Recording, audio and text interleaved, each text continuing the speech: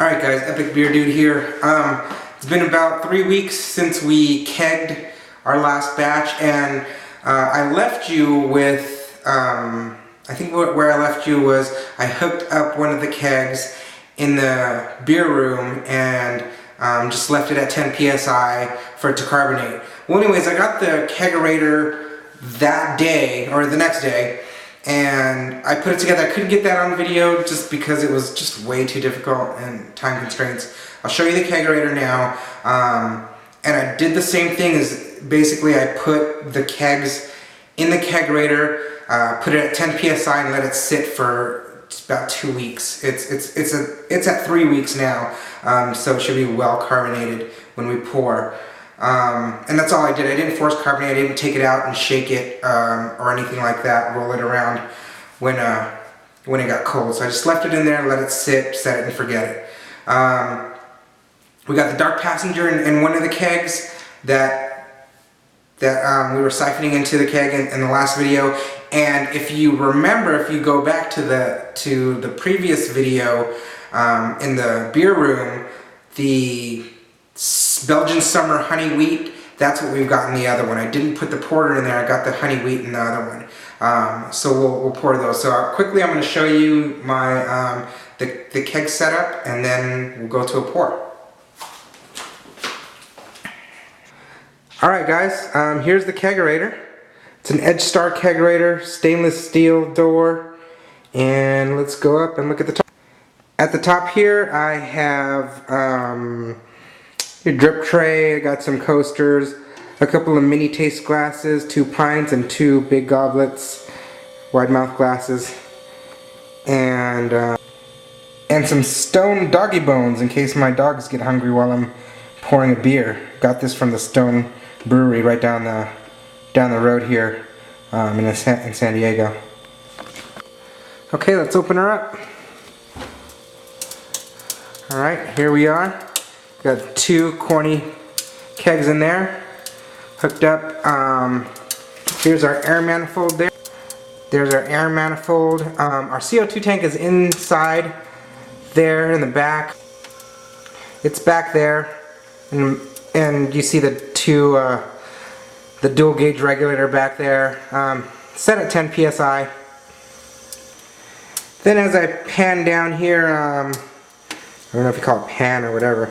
But anyways, the kegs, the 2 kegs here, there's a little temperature control. Unfortunately, it doesn't have the temperature. It doesn't have the temperature, so what I did was I just put a shaker bottle with some ice in it, some water in it, sorry, room temperature water, and then I put a thermometer in there that I use when I boil, and it tells me what the temperature is, and right now it's sitting at 45 degrees. So that is the Edge Star kegerator. Cool. And we got the dual tap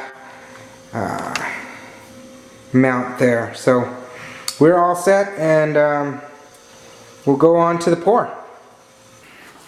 Okay guys, moment of truth. Let's go. Alright, for the Belgian Summer Honey Wheat, that's in this tap. We're going to pour it in a pint glass, and then for, of course, the Belgian Strong Dark, you always want to pour it in a wide mouth. So let's see how these carbonated. They've been under 10 psi for 3 weeks now, which usually you only need them for a couple of weeks. They're both under 10 psi at 45 degrees. Okay?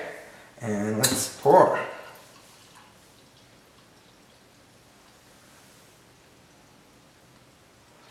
Okay. Drip out. Got a little half finger head on here. You don't really want, and we'll refocus.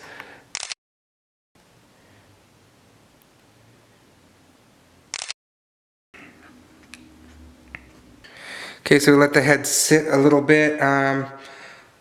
You know, it's fine, especially for Belgian Strong Dark. You don't really want these real crazy carbonated. So I'm gonna take a sip.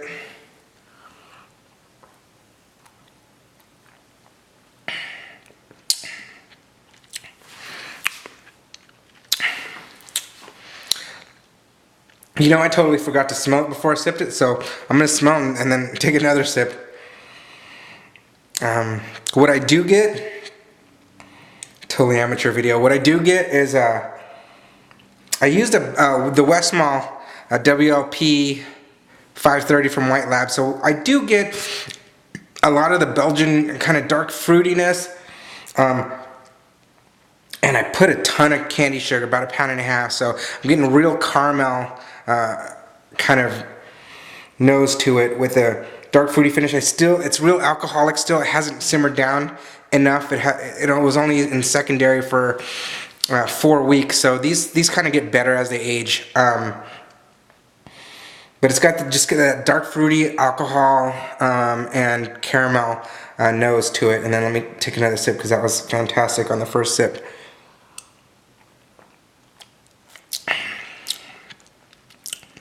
Similar to the nose, alcohol really hasn't calmed down yet, but man, you get some warming. So initially real malty. You get some warming from the alcohol.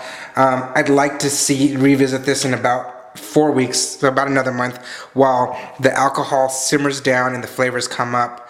Not as fruity as the WLP 500 from White Labs. Not real plummy at all. But just kind of figgish, real caramelly, sort of like an Avery the Reverend. You'll notice. Good beer. All right, on to the next one. Okay, on to our next one. This is our Belgian Summer Honey Wheat, and this I did with a pound, I think 1.5 pounds. No, about 1 pound of honey malt, and then an ounce of coriander, ounce of sweet orange peel. And I only did a 45-minute boil on this. Secondary did for a few weeks as well. And here we go. And that was the one in the other, the beer room that you saw on the left side in the left secondary. Here it is. All right. Much better carbonation on this one. Wow. Oh, we might overflow. Okay. Oh shit, we're overflowing. Fucking A. Cool. Well, anyway. There's some good carbonation in there. Really good 2-finger head. Get closer. Okay, so we've got a good 1.5 finger head there. It's got a cool kind of rusty bronze-ish color. It's nice and hazy, like you expect, kind of a Belgian. It basically was supposed to be a Belgian wit, but I did the honey malt in there, so we changed the color. It was brewed just like a Belgian wit, except when I put the honey malt in there, because I wanted some honey in it, of course it changed the color dark, and it's nice and hazy like a wit would be. But we're calling it your kind of a summer beer. So it came out 5.5 ABV, and you know, actually the nose is spicy. It's not honey at all. It's a spicy, more of the coriander I'm smelling, and a little bit of citrus, even though I did use a whole ounce of sweet orange peel, not the bitter orange peel. Okay, let's give it a whirl.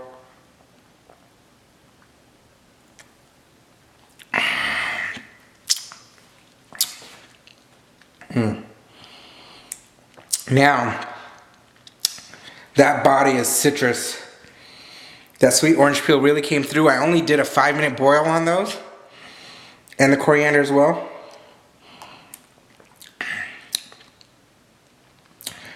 Just a twang of honey, not really you know, it comes to join the party on the back end, but just a twang. But check that out. I mean, that's good lacing. It's homebrew, man. Forget about it. All right, guys. Well, that's the end of our kegging session. Let's see if I can put myself in the camera. That's the end of our kegging session. And we're out of focus. Oh, forget about it.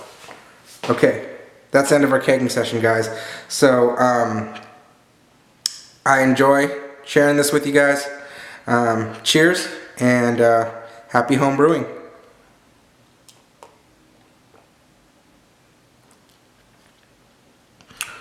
Oh. That's my Craig tube reference. You guys all know Craig tube, and that's a... Later.